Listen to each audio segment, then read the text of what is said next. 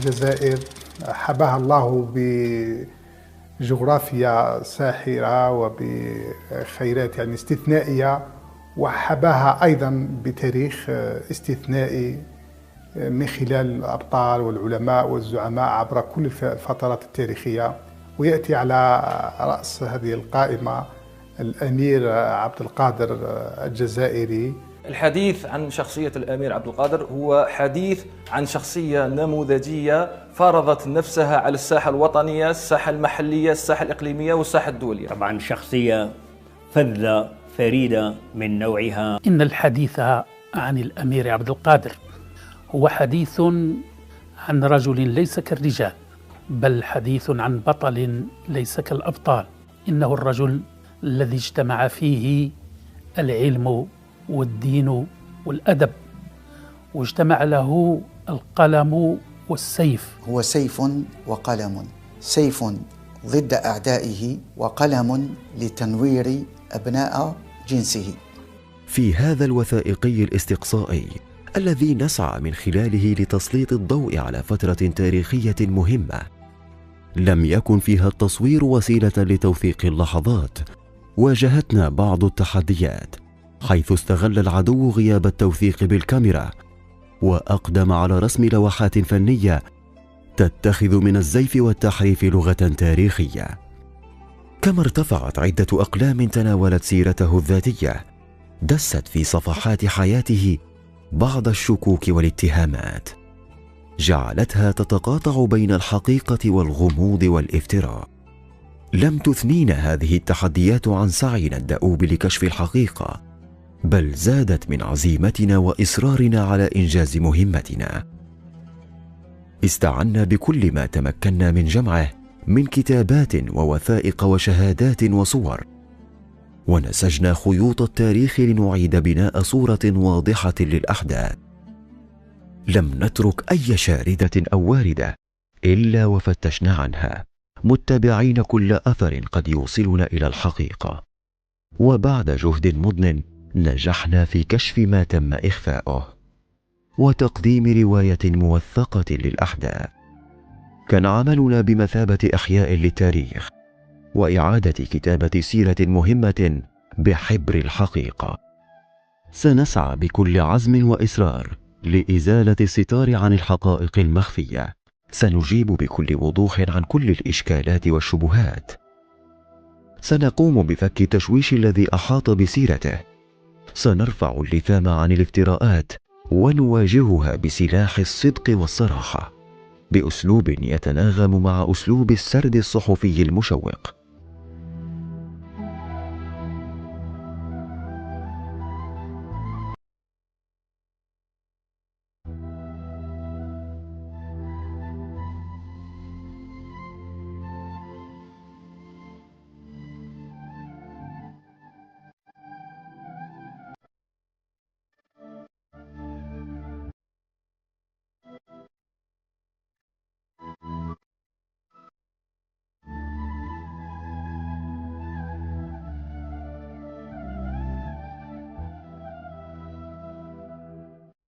عقب اختيار الشاب عبد القادر لتقلد منصب الإمارة، تجمع عدد من الأعيان والوجهاء في ليلة 3 من رجب وطلبوا منه الانضمام إليهم.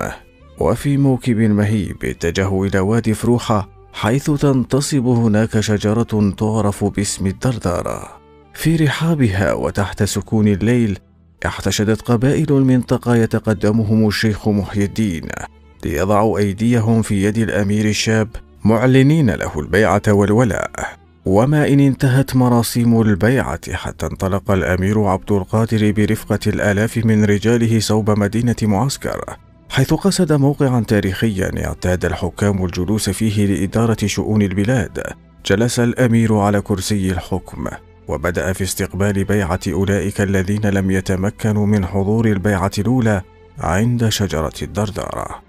وعند بزوغ نهار ذلك اليوم أي 3 رجب، توجه الأمير عبد القادر بخطى واثقة نحو المسجد الكبير في معسكر، حيث أدى صلاة الظهر بخشوع، ثم ارتقى المنبر ودعا إلى الثبات في وجه الأعداء، وشدد على الوحدة والتلاحم تحت راية الجهاد دفاعا عن الأرض والكرامة.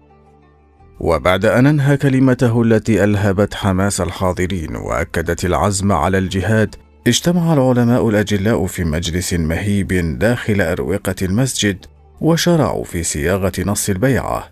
وعند الانتهاء من تحريرها جرى توقيعها بختم الزمان والمكان، ليخلد تاريخ هذا اليوم العظيم يوم 3 من رجب عام 48 و200 وألف هجرية، ليبقى شاهدا على لحظة تاريخية فارقة. ومن الجدير بنا أن نتوقف عند التاريخ الدقيق الذي شهد انعقاد هذه البيعة، خاصة وأنه تم اعتماد يوم 27 نوفمبر لإحياء ذكرها سنويا. إذن المبايعة الأولى 27 نوفمبر، كان في 27 نوفمبر 27 نوفمبر 1832. إلا أن هناك تساؤلات جدية حول دقة هذا التاريخ.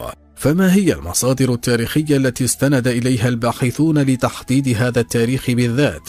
وهل تتوافق هذه المصادر مع الشواهد التاريخية الأخرى المتعلقة بهذا الحدث؟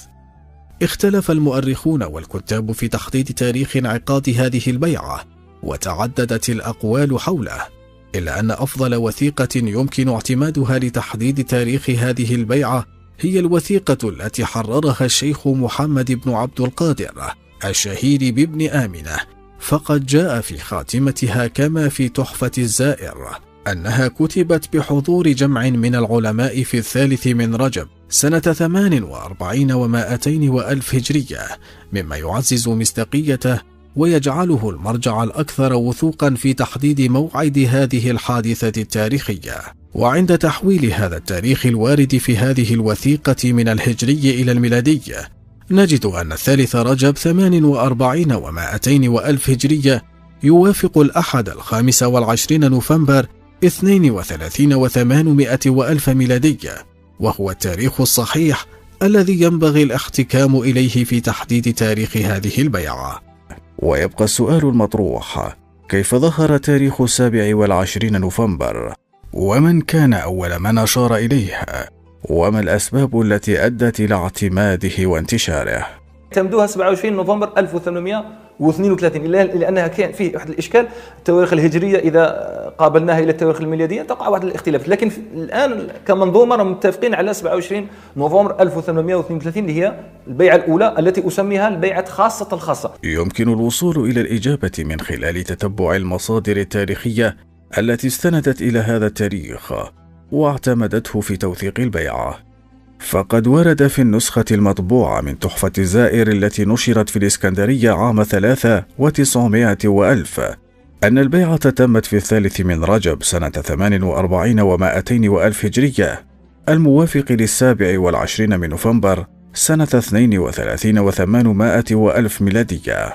هذه الطبعة المتداولة والمنتشرة على نطاق واسع هي التي اعتمد عليها كل من اختار تاريخ 27 نوفمبر كتاريخ للبيعة الأولى.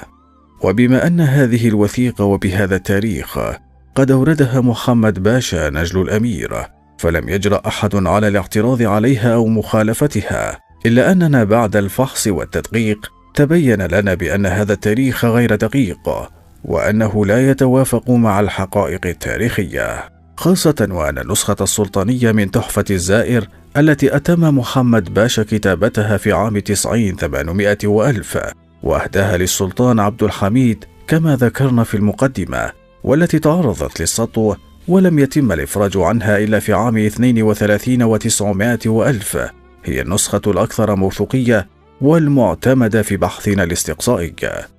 تؤكد هذه النسخة أن تاريخ البيعة كان في 3 من رجب الموافق 25 نوفمبر وليس 27 منها، مما يظهر تناقضا مع النسخة المطبوعة في الإسكندرية ويثبت عدم دقة التاريخ الذي تم تداوله. وفقا لما ورد في هذه النسخة، فإن البيعة تمت في 3 من رجب الفرد سنة 48 و200 وألف هجرية الموافق 25 من تشرين الثاني أي نوفمبر سنة 32 و800 وألف ميلادية. وبناء على ذلك فإن التاريخ الأدق والأكثر موثوقية الذي يجب اعتماده في توثيق هذه البيعة هو 25 من نوفمبر وليس 27 من نوفمبر كما كان يعتقد سابقا. يرتكز هذا التصحيح على ركيزتين أساسيتين: أولا، النسخة السلطانية التي تتمتع بأعلى درجات المصداقية وتعد المرجع الأوثق في هذا الشأن. ثانيا، بعد الاتفاق على أن البيعة تمت في 3 من رجب، فإن التحويل الدقيق من التقويم الهجري إلى الميلادي يثبت بما لا يدع مجالا للشك أن هذا التاريخ يوافق 25 من نوفمبر وليس 27 منها، وهكذا يصبح 25 من نوفمبر هو التاريخ المعتمد الذي يخلد ذكر هذه البيعة التاريخية. لذا فإن تصحيح هذا التاريخ ليس مجرد مسألة تقنية، بل هو إعادة الحقائق التاريخية إلى نصابها، مما يعزز دقة التوثيق ويحفظ للأجيال القادمة ذكر هذه البيعة كما حدثت بالفعل. تمت مراسم البيعة للأمير عبد القادر في أجواء مهيبة، واستقرت له الأمور في مدينة معسكر وما يحيط بها من قرى ونواح، وقد كان والده ببصيرة ثاقبة قد أهداه لقب ناصر الدين، فحمله الأمير بقلب مفعم بالفخر، وارتفع اسمه في الآفاق حتى ذاع صيته بين العامة والخاصة، فصار اللقب علما يذكر في كل مجلس ورمزا يتلى في كل محفل، حاملا في طياته معاني النصرة للدين، ومتجسدا في قلوب الناس قوة تهاب وإيمانا يلهم. الأمير عبد القادر وقد تحمل مسؤولية الإمارة عرض عليه أن يسمى خليفة الجهاد الجزائري، فرفض وقال إن للمسلمين خليفة واحد هو الخليفة العثماني. وعرض عليه لقب السلطان فرفض احتراما لسلطان المغرب، ولذلك رضي بهذا اللقب الجديد وهو لقب الأمير عبد القادر، وأبوه محي الدين سماه ناصر الدين. من هذه التسمية علمنا أن المشروع كان مشروعا عظيما، وهو مشروع نصرة الدين أمام محتل نصراني لا يرقب في المسلمين إلا ولا ذمة. بعد هذه الأحداث توجه الأمير عبد القادر إلى بيت الزوجية ليزف إلى زوجته نبأ تعيينه أميرا على البلاد، وإدراكا منه لثقل المسؤولية التي ألقيت على عاتقه وما قد يترتب عليها من متغيرات، وضعها أمام خيارين: إما البقاء معه والتنازل عن بعض حقوقها، أو الرحيل إن رأت في هذا الوضع ما لا تطيقه، فلها حينها الحق في الانفصال. وقد أشار إلى ذلك نجله محمد حيث قال: قام فدخل داره وخبر أهله والدتي فقال: إن أردت أن تبقي معي من غير التفات إلى طلب حق فلك ذلك، وإن أبيت إلا أن تطلبي حقك فأمرك بيدك، لأني قد تحملت ما يشغلني عنك. ولكي يضمن الأمير عبد القادر ترسيخ المكتسبات التي حققها وتثبيت أركان حكمه في المدن القريبة والبعيدة على حد سواء، اتخذ خطوة استراتيجية بالغة الحكمة والأهمية، حيث كان أول ما بادر إليه هو إصدار أوامر حازمة للعلماء والأعيان بمكاتبة رؤساء القبائل في مختلف أنحاء البلاد لإطلاعهم على ما تم الاتفاق عليه، وحثهم على الحضور لتقديم البيعة والانضمام إلى صفوف الدولة الناشئة. البيعة الأولى تحت الشجرة، ثم الأمير عبد القادر سوف يخرج يتنقل من الشجرة إلى المسجد في نفس اليوم تقريبا، يبايعوه أهل معسكر. بعد ما يبايعوه أهل معسكر سوف يوجه رسائل إلى كل سكان الغرب الجزائري. أهم عملية قام بها، وهذا يعطينا صورة أساسية كأنه كان يعرف سيرة الرسول صلى الله عليه وسلم كاملة. أول عمل سيقوم به هو بعث الرسائل للجميع لقبوله كأمير للمسلمين يحارب أو يجاهد في سبيل الله. إذن هذا عمل دبلوماسي أساسي. بعث برسل إلى جميع جهات الجزائر، يعني اقتداء بالنبي عليه الصلاة والسلام. البيعة تمت تحت الشجرة، ثم أرسل بمبعوثين ورسل لتتم له البيعة بشكل طبعا ديمقراطي. قال محمد باشا نجل الأمير في التحفة: وبعد أن تم أمر البيعة أمر الأمير مجلس العلماء أن يكاتبوا رؤساء القبائل في أطراف البلاد بأمر البيعة وما وقع عليه الاتفاق، وأن يلحوا عليهم في الحضور لأداء بيعتهم كما أداها غيرهم. يأمرهم أو يدعوهم إلى البيعة، بمعنى يقولهم بايعوني سكان غريس الشرقي وغريس الغربي، وبايعوني أهل معسكر فإني أدعوكم إلى مبايعتي. وهذا النص يذكره محمد باشا ابن الأمير عبد القادر في كتابه تحفة الزائر في مآثر الأمير عبد القادر. وقد حفظ لنا التاريخ نص هذه الرسائل التي تعد شاهدا حيا على تلك الأحداث التاريخية المهمة، وتكشف عن جهود الأمير عبد القادر في توحيد الصفوف وجمع الكلمة وبناء الدولة. وهذا نص الرسالة التي حررها العلماء: اعلموا معاشر العرب والبربر أن الإمارة الإسلامية والقيام بشعائر الملة المحمدية بقطرنا قد آل أمرهما الآن إلى الحسيب النسيب ناصر الدين السيد عبد القادر بن محي الدين، وجرت مبايعته على ذلك من العلماء والأعيان في غريس ومعسكر، وصار إماما لنا ومتكفلا بإقامة الحدود الشرعية، وهو لا يقتفي آثار غيره ولا يحذو حذوهم، ولا يخصص لذاته مصاريف زائدة على الحاجة كما كان الغير يفعله، ولا يكلف الرعية شيئا لم تأمر به الشريعة المطهرة، ولا يصرف شيئا إلا بوجه الحق. وقد نشر راية الجهاد وشمر عن ساعد الجد لنفع العباد وعمران البلاد.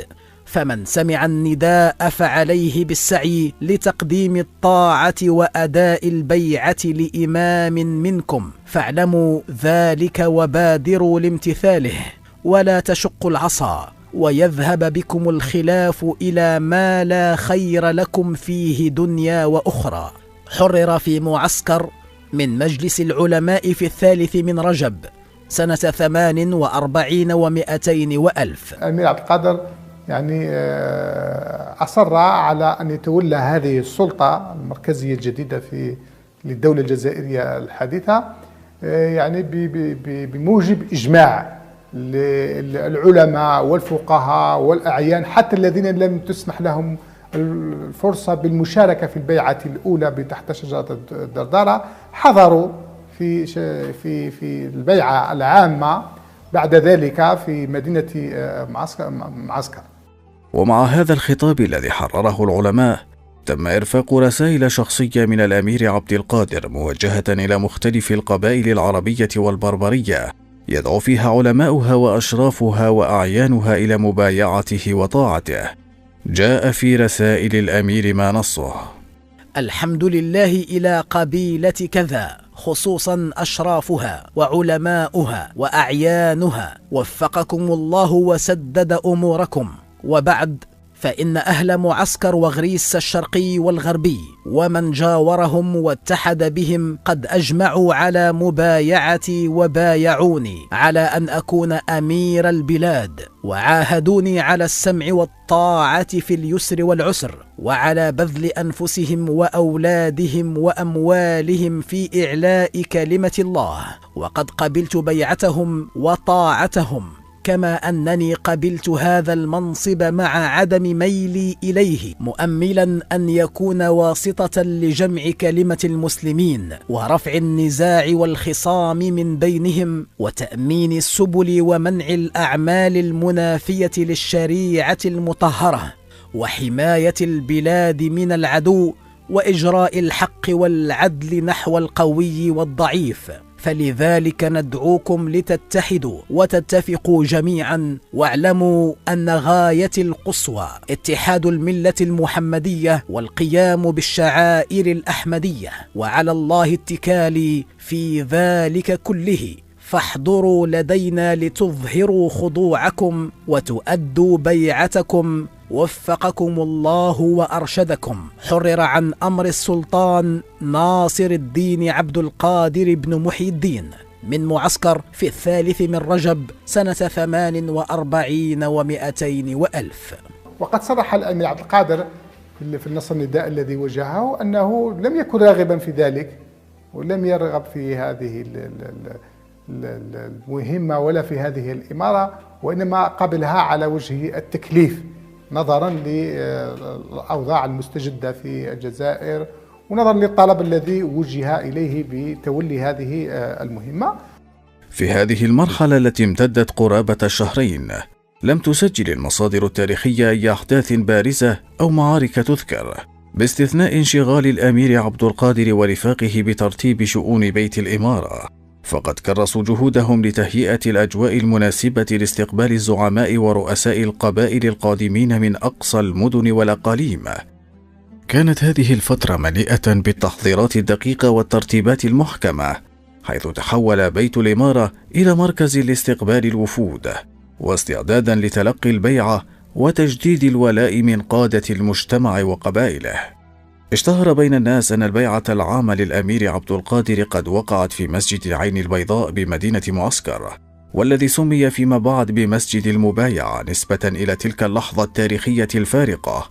وقد أكد العديد من المؤرخين هذا الحدث، مما جعله جزءا من الذاكرة الشعبية والتاريخية. في 4 فبراير 1833 رمضان 1248 هجرية، في هذا المسجد الذي هو مسجد المبايعة، بمسجد المبايعة، مسجد سيدي حسن يسمى عند العامة بمسجد سيدي حسن أو مسجد العين البيضاء. ثم بعد ذلك تمت البيعة العامة في مسجد سيدي الحسن بمعسكر، بمسجد سيدي حسن والذي سيحمل الآن اسم مسجد المبايعة بمدينة معسكر. بايعه للمرة الثانية بالمسجد الأعظم بمدينة معسكر. وقد بذلنا جهدا حثيثا في محاولة لتوثيق هذا الحدث التاريخي الهام، فقمنا بمراجعة المصادر القديمة التي تناولت البيعة العامة ومكان انعقادها، آملين أن نعثر على ما يثبت تفاصيلها،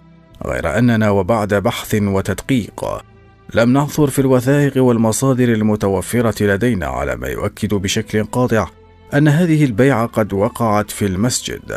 وأوثق مصدر يمكن الاعتماد عليه في توضيح هذه الحقائق التاريخية هو كتاب تحفة الزائر، الذي تناول فيه نجل الأمير عبد القادر سيرة والده بتفصيل دقيق وشامل.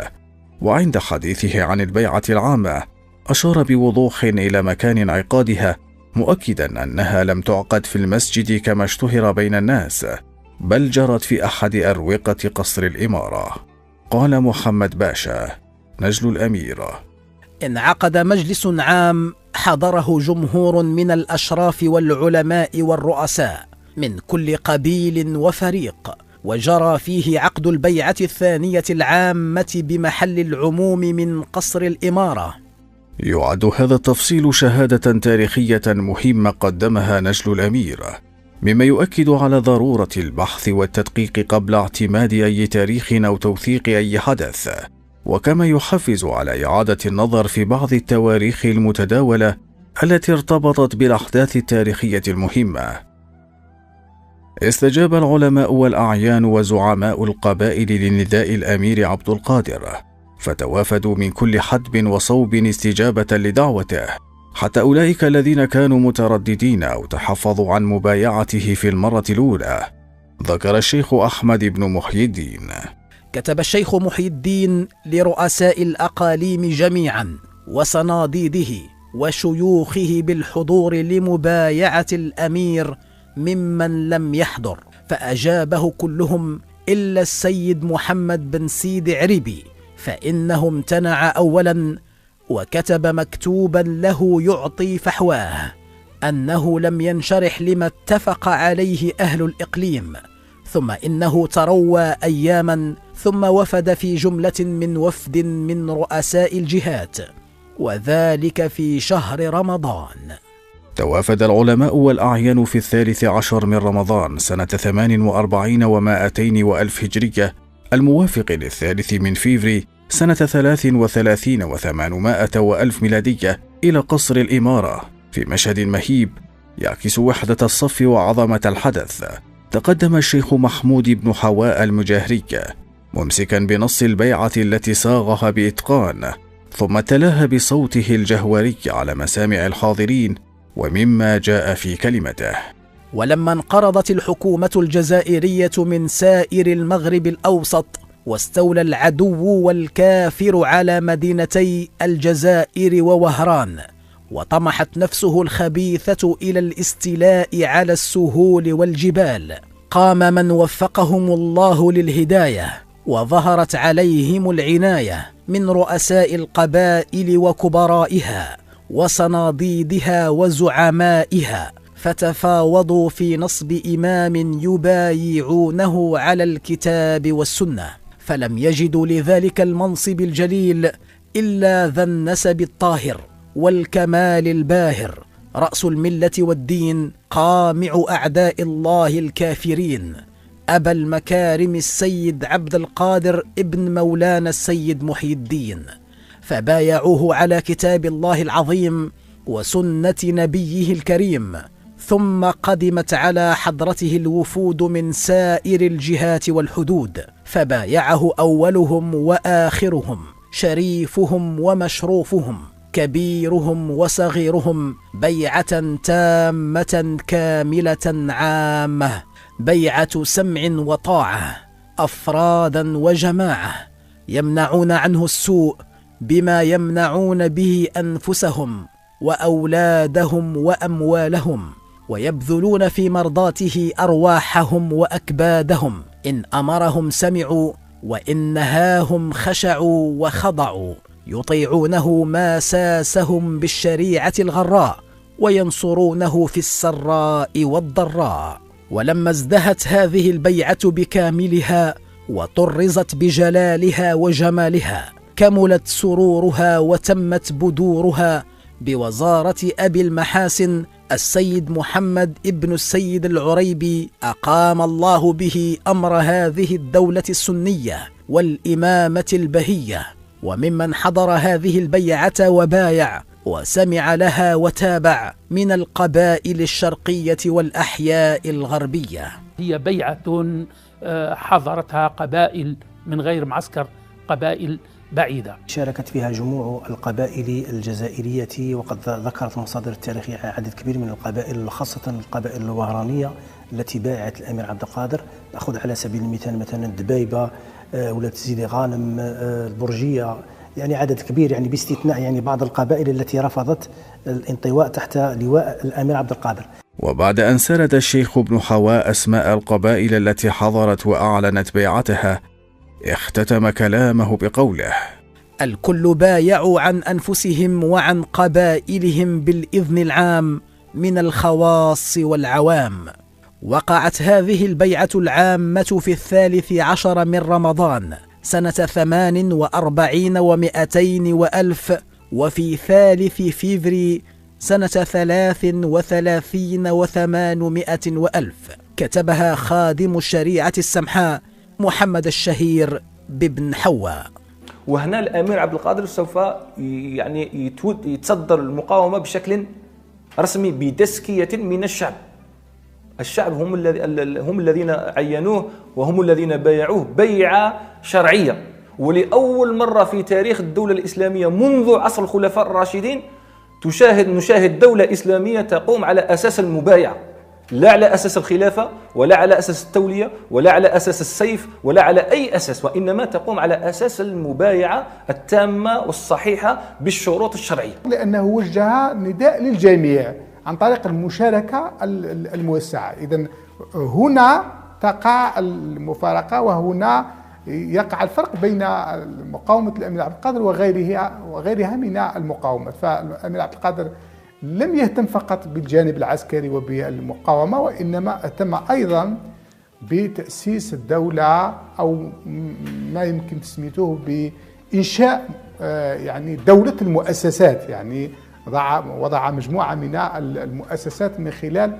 المبايعة. أولا نظام الحكم، هذا حتى يضفي الشرعية على مقاومته، وبالتالي هنا ما يمكن أن نقوله أن الأمير عبد القادر أراد أن يستأنس سندا شرعيا في شرعية مقاومته، ومن خلال ذلك كان لابد عليه أن يلجأ إلى هذه البيعة الثانية التي اعتبرت يعني حدثا إن صح التعبير ديمقراطيا في تسيير الدولة الجزائرية الحديثة فيما بعد، وبالتالي سيستفيد استفادة كبيرة من هذه البيعة، ذلك أنه أضفى شرعية على دولته وعلى مقاومته التي امتد لهيبها في ربوع الوطن، ويعني في شرق الجزائر وجنوبها وشمالها وغربها.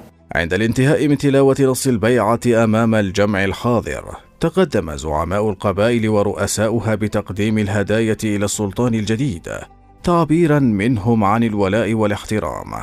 ثم ارتقى الأمير عبد القادر وألقى كلمة مؤثرة جادت بها روح الحكمة والقيادة، فخاطب القلوب والعقول، وبعد ذلك أظهر سمو أخلاقه وكرمه بتوزيع الإكراميات على الحاضرين ليطيب خاطرهم ويثبت مكانته في نفوسهم. ولم يفته أن يستميل قلوب من بدا منهم تردد أو شك، فبسط لهم يد الحكمة واللين، مؤكدا بذلك قدرته على توحيد الصفوف وترسيخ دعائم الولاء والإخلاص. وقد وثق كل ذلك محمد باشا في التحفة فقال: بعد الفراغ من كتابة صك البيعة وقراءته على العموم، جلس الأمير للوفود وقبل منهم ما قدموه له من عتاق الخيل والسروج المثقلة والأسلحة الفاخرة وغيرها من أنواع الهدايا النفيسة، جريا على عوائدهم مع الملوك قبله، وخطب عليهم بمن شرحت له صدورهم، وفرق فيهم الأموال، وبالغ في إكرام كرمائهم، واستمال قلوب لؤمائهم، وأظهر لهم أنواعا من اللطف ولين الجانب ما أخذ بأسماعهم وأبصارهم، ثم صرفهم إلى أوطانهم فرحين. أشارت بعض المصادر إلى أن عددا من القيادات أبدت ترددا واضحا يوم البيعة، ولم تقدم على مبايعة الأمير إلا تحت وطأة الضغط، خوفا من العزلة أو النبذ. وهذا يظهر أن الأمير عبد القادر على الرغم من تأييد الغالبية واجه تحديات في كسب ولاء بعض الزعماء الذين لم يبادروا إلى البيعة عن قناعة تامة.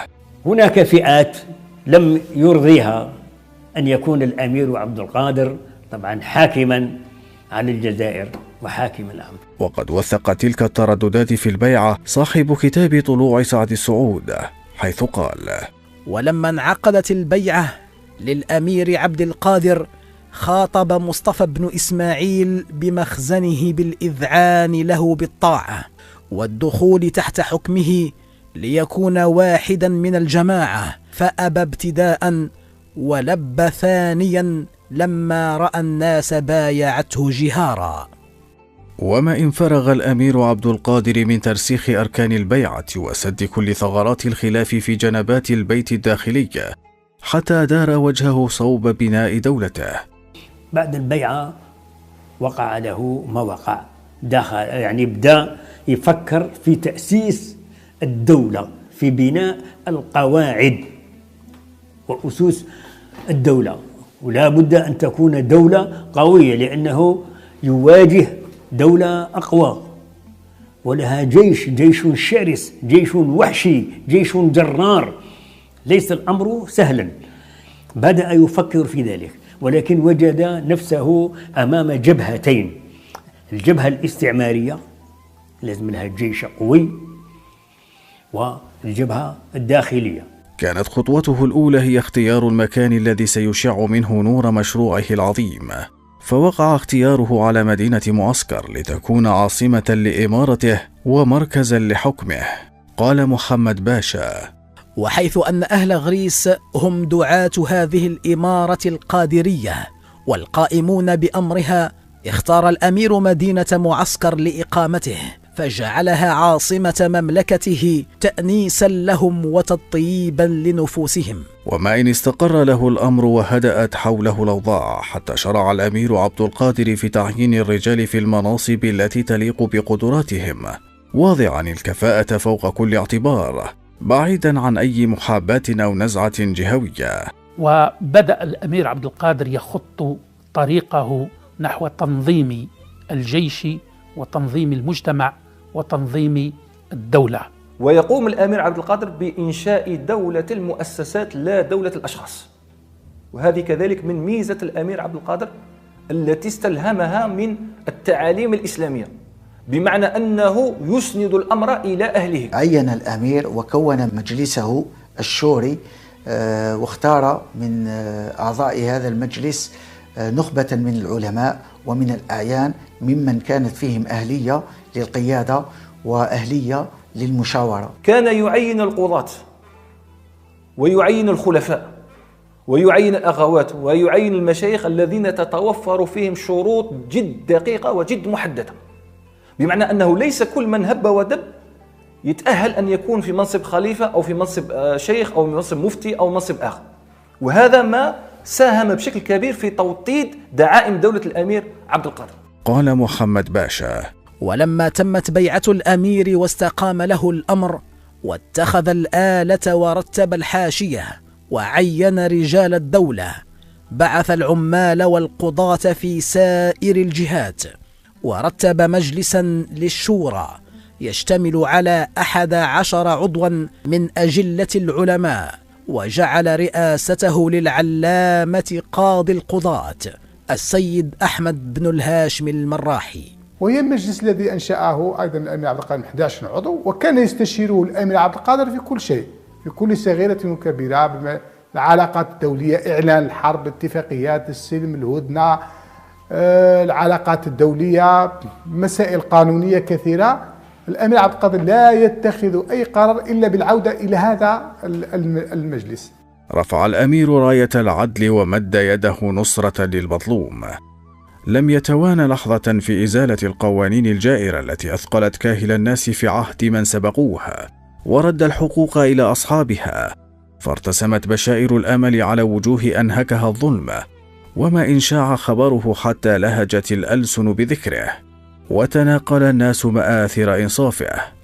قال محمد باشا: وطفق يرد على الناس ما اختلسه بعضهم من بعض، وينصفهم مما وقع بينهم من أنواع المظالم والتعديات أيام الفتنة، ويهدم ما كانت الحكومة الجزائرية أسسته من المغارم والضرائب والعوائد، فطار بذلك ذكره وانتشر في المغرب الأوسط أمره. كان العدو يتابع بقلق بالغ ما يحدث في الأراضي التي طمع في السيطرة عليها، وما إن وصلته الأخبار عن ظهور شاب واعد اسمه عبد القادر تم اختياره أميرا لقيادة المقاومة، حتى أدرك أن الرياح قد بدأت تتغير، وأن المعارك القادمة ستكون أشد ضراوة. فالأمير الشاب لم يكن مجرد قائد عسكري، بل كان رمزا للوحدة والإرادة، يجمع تحت لوائه القبائل المتناثرة ويلهب في قلوبهم روح المقاومة. كانت فرنسا تبلغها ما يحضر له الأمير عبد القادر، ولذلك كلفت جنرالات تخرجوا من مدارس حربية ولهم سبق في حروب أوروبية عالمية، كلفوهم بمحاربة هذا الشاب الذي لا يجاوز 24 سنة وبدأ ينظم المجتمع. وما إن بدأ الأمير في ترسيخ سلطته وبسط نفوذه حتى برزت التحديات تباعا، وكان أخطرها انتشار قطاع الطرق الذين أرهبوا السكان ونشروا الفوضى، فلم يتوانى الأمير في التصدي لهم مستجيبا لاستغاثة الأهالي حتى استتب الأمن وعاد الاستقرار. قال محمد باشا: رفع الناس أمرهم إلى الأمير، وأطلعوه على ما لاحقهم من ظلمهم، وطلبوا منه أن يقطع شأفة فسادهم، فأجابهم إلى ذلك. أخذ السير إليهم بجموعه فصبحهم واكتسح أموالهم وشتت شملهم وجعلهم عبرة لغيرهم. واجه الأمير تحديا آخر تمثل في تمرد بعض القبائل ورفضها الانضمام إلى صف الجماعة، فبادر إليهم ناصحا وداعيا إلى الوحدة والالتزام بالطاعة، فاستجاب الكثيرون لدعوته، لكن من أصر على العصيان واجهه بالسلاح حتى استتب الأمر. بعض القبائل تحفظت، عارضه بعض الأعيان، حاورهم الأمير عبد القادر، حاول أن يفهمهم بأن الظرف هو حساس، وأن الوطن في خطر، وأن يشرح لهم العديد من المسائل، ولكن هم كانوا يعتقدون دائما بأن المجتمع هو في تنظيم هرمي، ومن يعتلي هرم المجتمع أو هم من يعتلي هرم هذا المجتمع، ومن يكون الأمير عبد القادر حتى يتولى هو السلطة عليه. لذلك الأمير عبد القادر من أجل تحقيق الوحدة الوطنية والوحدة الترابية للجزائر ضرب بيد من حديد، ورفض أن تنشأ مثل هذه الجيوب في الوطن أو في الدولة الجزائرية. ولضمان استقرار حكمه والتفرغ لتنظيم جيشه، أبقى على بعض الزعماء في مناصبهم، مكتفيا بإرسال تعيينات رسمية تؤكد سلطته، بينما واجه من رفض الخضوع بحزم، جاعلا من الطاعة والانضباط أساس دولته الناشئة. جاء في أحد المصادر الأجنبية: تولى عبد القادر قيادة القبائل التي أعلنته أو التي انضمت إلى قوانينه منذ ذلك الحين، وعين على رأسهم رجالا عازمين ومخلصين. أما بالنسبة لمنافسيه، وبما أنه لم يكن بعد قويا بما يكفي لإزاحتهم، اكتفى بإرسال تعيين رسمي لهم باسمه. كانت هذه طريقة ليثبت تفوقه عليهم. في هذه المرحلة خاض الأمير عبد القادر سلسلة من المعارك الحاسمة، لا سيما في وهران، حيث أنزل بالعدو خسائر فادحة وضيق عليهم سبل التنقل، واستولى على مؤنهم وماشيتهم. ولم يقتصر انتصاره على البر فحسب، بل امتد ليشمل ما وصل عبر البحر، قاطعا عنهم أي إمداد قد يعينهم على الصمود.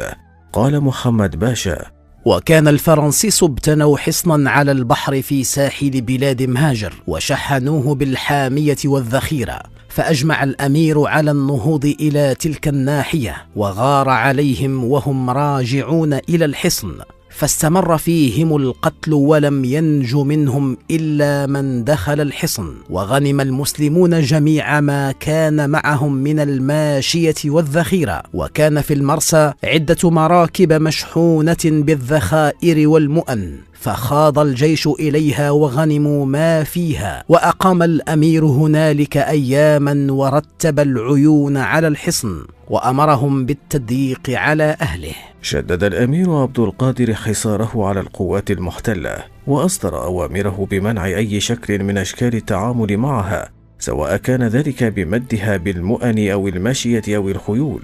وقد أفضت هذه الإجراءات إلى تضييق الخناق على جيش الاحتلال بقيادة الجنرال بواي، مما حرمه سبل الإمداد، وحرم جنوده من وسائل الثبات والصمود.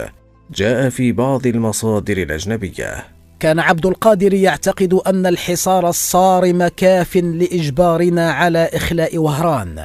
لم يكن هناك مواد غذائية أو لحوم طازجة أو قمح، وكان الوضع شحيحا لدرجة أن أي تأخير في وصول الإمدادات البحرية كان يمكن أن يعرض أمان المدينة للخطر.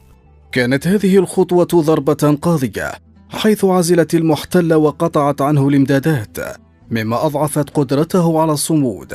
ولأجل استمرار الحصار على هذا المنوال، أصدر الأمير أوامره بإلقاء القبض على كل من تسول له نفسه التعامل مع العدو، مع تحديد عقوبة الإعدام كجزاء لمن يخالف ذلك.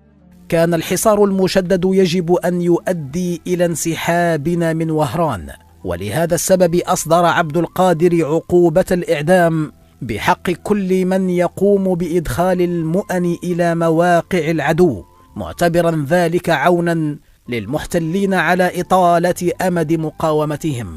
وكان الأمير عبد القادر يحرم التعامل مع الفرنسيين إلا من خلاله، ولهذا الأمير عبد القادر قام بمعاقبة بعض الشخصيات التي كانت مهمة والتي تعاملت مع الفرنسيين، لكن الأمير عبد القادر يعني وضعها تحت سيف الحق وأقام عليها القانون ليس كشخص، وإنما عين مجلس القضاء هو الذي نظر في مثل هذه النوازل التي حدثت في تلك الفترة.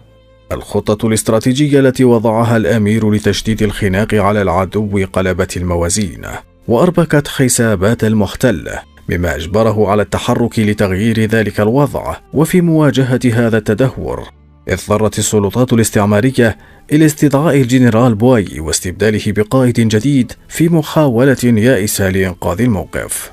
جاء في أحد المصادر: ظل الجنرال بويي الذي بقي في وهران مراقبا هادئا لهذه الأحداث حتى تم استدعاؤه في 28 فبراير 1833 ليتم استبداله بالجنرال دي ميشيل.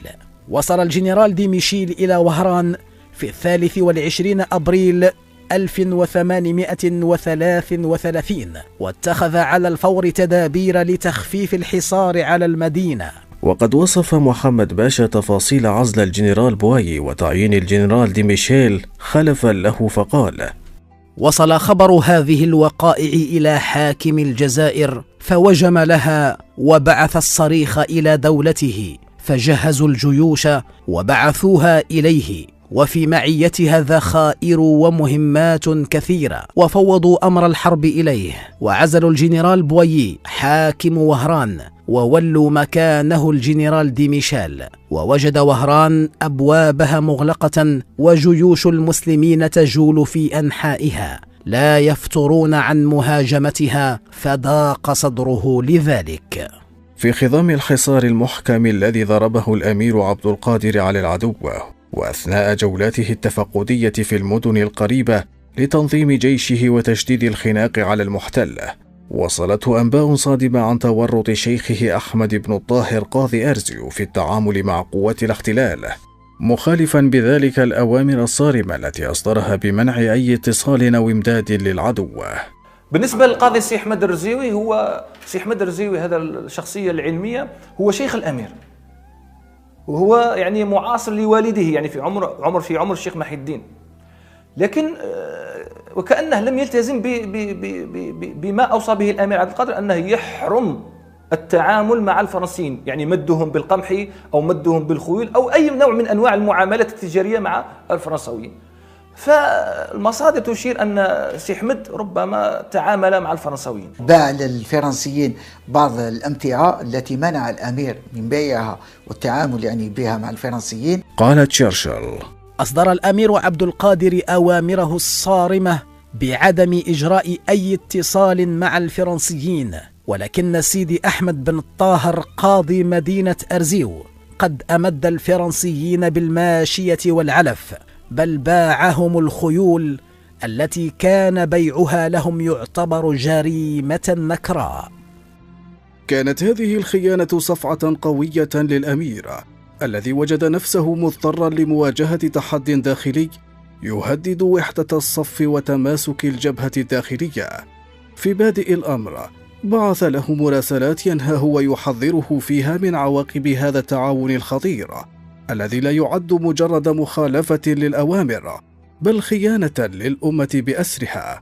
أشارت إلى ذلك بعض المصادر الأجنبية التي جاء فيها: سبق أن كتب الأمير عدة مرات إلى سيد أحمد بن طاهر لينبهه من سلوكه وخيانته، فتبعت هذه التنبيهات تهديدات، لكن التنبيهات والتهديدات لم تؤت ثمارها. عندما بلغ الأمير عبد القادر أن قاضي أرزيو يبيع الخيول للفرنسيين، فبعث له الأمير عبد القادر بما يجب أن يتوقف عن هذا العمل، لأن الخيول هي مادة حربية ولا يمكن تقوية الاستعمار الفرنسي بهذه المادة الحربية على حساب الجزائريين.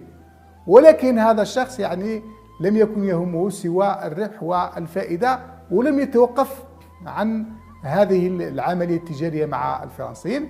وقد أكد الكولونيل تشرشل ذلك فقال: وطالما كاتبه عبد القادر محذرا له من مغبة تصرفاته ومنذرا له بالعقاب الشديد إذا هو استمر في أعماله، ولكن القاضي بن الطاهر الذي كان غير قادر على التخلي عن الأرباح التي كانت تدرها عليه تجارته، والذي كان متكلا على حماية الفرنسيين له، قد واصل أعماله.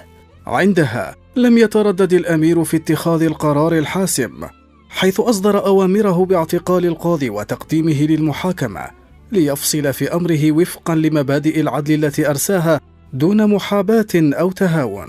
فبعث له الأمير عبد القادر ما يشبه حاليا يعني فرقة كوموندوس، اختطفته وتم محاكمته هنا في مدينة معسكر.